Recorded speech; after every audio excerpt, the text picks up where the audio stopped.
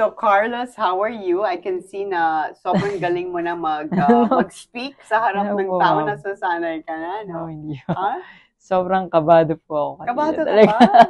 Hindi po ako mapakali kanina po. Alam mo, the one Pagpasok. thing good about athletes, kasi we have to, I'm saying we, that, you have to perform under pressure, di ba? Sanay ka dyan. So ngayon, like speaking in public, isn't that something na parang gano'n na rin? Like, you need to speak under pressure. Magkaiba po eh, no? Kasi iba po yung salita like, nagpe-perform ka po ng galaw. So, yeah. Kailangan ko pa pong mag-training siguro pagsasalita ako. So, yeah, you're very good now. First of all, I really like your style. Let's show it, di ba? Very dressy. Oh, stylist na. Yeah, Mr. Wow, you have a stylist na. So, what's Ganda you like it? Yeah. Anong peg mo? How do you want to come across now? I didn't know. I had no idea. Anong style ang gusto mo? Medyo Korean look. Pero Korean naka-crop po yung top. Yeah. I saw your post. Yeah. It got a lot of comments. Yes, is that a new style that you're trying to do or mahilig ka sa ganun style? Well, yung mga last ko naman po, mga crop, puro women's size kasi, women's lang yung nagkakasya sa akin eh. Kasi pag sa men's po ako nagpunta, like, ang lalaki po talaga. Oh, okay. And yung portion po ng katawan ko, maliit ako. So, pinapahaba po yung legs kapag naka-crop po. So, yes, so, nag-change din po ng style. That's interesting. So, you just came from Korea, di ba? Can you make us kwento about your vacation there? Oh, it's yung birthday lang po. Yung pinunta din namin doon. And bakasyon po. Oh, okay. Yeah. You like Korea? Sobra po. Palagi po kami bumabalik doon. From Japan. Tumatawid ka lang. Nung nasa Japan ako, hindi po ako nakapag-travel. Pero from last year hanggang this year, parang naka-4 na balik na po. Really? Yes. Oh, anong ini-enjoy nyo sa Korea? Yung food po talaga. Oh, you like food? Plus the culture. Yeah. Prefer the Korean? Yes. But you also like Japanese food? Of course po, of course. That's nice. So, babalik ka pa ulit this year? No? Yes po, I will. Isa pa? Yes po. Where will you be spending Christmas, Kaloy? That one po, I'm not sure po talaga siya.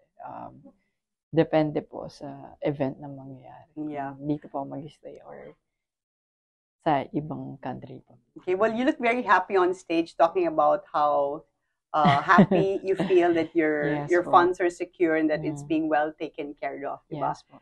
So, alam ko malaking parang load off your back yun. Can you tell us na yung kano ka at peace na, and you're now with East West and you're assured that your finances are being handled well. They give you advice, diba? Yes po.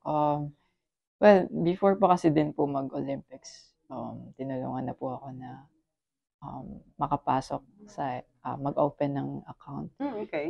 Yeah, gaya po ng sabi ko kanina na nung nag-start na po ako na mag-uwi dito sa Pilipinas, and then I had to focus po sa Olympics yung preparation po na yun. And ako din po na ayoko na masyado iniisip yung about sa money kasi ang hirap po pagsabayin.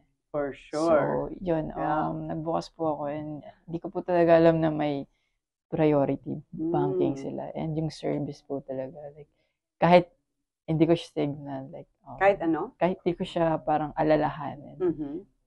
I'm at peace po na safe ako, like, walang mangyayaring masama sa akin. That's nice. May nag-guide din po sa akin. Yeah, that's a big help, no? Gawin mo, ganito. Ganyan. Okay po. Mag-yes or no lang po ako kung gusto kong gawin yung mga ina-advise po nila. So, super That's great. Ano yung advice nila about saving and spending? May I know? Like, kasi diba, they usually advise you like, you should save this much or spend this much. Ako din naman po, di rin naman po ako na like, materialistic. Ako, more on, ano po ako, like, di ako maggamit talaga. So, yung lahat ng, like, especially before nag-start ako, nag-iipon ako, yung hard-earned money ko, bibili lang ako ng isang gusto ko, tapos gagamitin ko yun ang gagamitin. And, palagi na pupunta sa practice. Ganun po, invested lahat ng savings ko sa practice Mhm. na gusto ko ng bagong pan-training, tapos grips especially. Equipment mo, Yes binibili po. mo. But now you deserve naman to buy yourself something. You've worked so hard this last decade. Ano Yes ang po. nabili mo for yourself with all the rewards that Ayun you nga po received, eh, Carlos? sa sobrang dami ko po na-receive, kailangan ko pa po bumili. Parang ganun po eh, kasi like, super overwhelming po ng mga natatanggap ko. But now you can buy anything you want, Yes no? po. Pero, paano po ba? Kasi, Ano ang nabili mo? Ano, did you buy shoes? Or watch or something? iba ako nga siya. Huh? Hindi ko rin po matandaan kung, wala pa po actually, like, puro lahat, bigay pa lang po eh. Kung Okay, meron man that's siguro, nice. hindi material eh, hindi experience yung gusto kong Yeah. paggastusan po eh. Like, makapag-bakasyon, pahinga, pabigyan ko ng pahinga yung utak ko, plus makapag-isip po talaga ng magandang plan, Yeah. na kalmado ako, and para mas makapag-flow po ako ng maayos sa next year's preparation. Proud of you. You look very refreshed. Parang Ah. rested ka, not like me. So, you were talking kanina about preparing for the next tournaments, Asian Yes, Championships, World Championships, and SEA Games. So, kailan ba yung Asian Championship? Is that Ayun, March? hindi ko rin po sure kung kailan, hindi po Yeah. siya lumalabas sa website eh. Pero, around ganun po, March, Mhm. April, mga ganun po. Namimiss mo na ba yung gymnastics? At least movement? Kasi syempre, sanay na yung katawan mo, di ba? Yan, yung tumblings po, yes, namimiss ko na. Pero, Yeah. nag-workout naman po. Pasundot-sundot po. Kasi, hindi po pwedeng mawala yung ano ko po eh. Yung physical Fitness, strength, yeah. and yung power po. Pero for Okay. sure, na-loss of touch na ako kasi 2 months na rin ako hindi nagde-train. Pero Yeah. kaya naman po siyang i-workout. Okay, so next year, all out again. You're gonna get back Yeah. to training, back to competition with Yes po. new vigor. So, what do you want to tell your fans and supporters? Anong gusto mo sabihin? Well, why don't you give some financial advice sa mga kabataan natin? Financial. Oh, di ba? Kasi a lot of young Bago- people, di ba, like, you know, maybe marami, based on your experience, kung ano yung natutunan mo?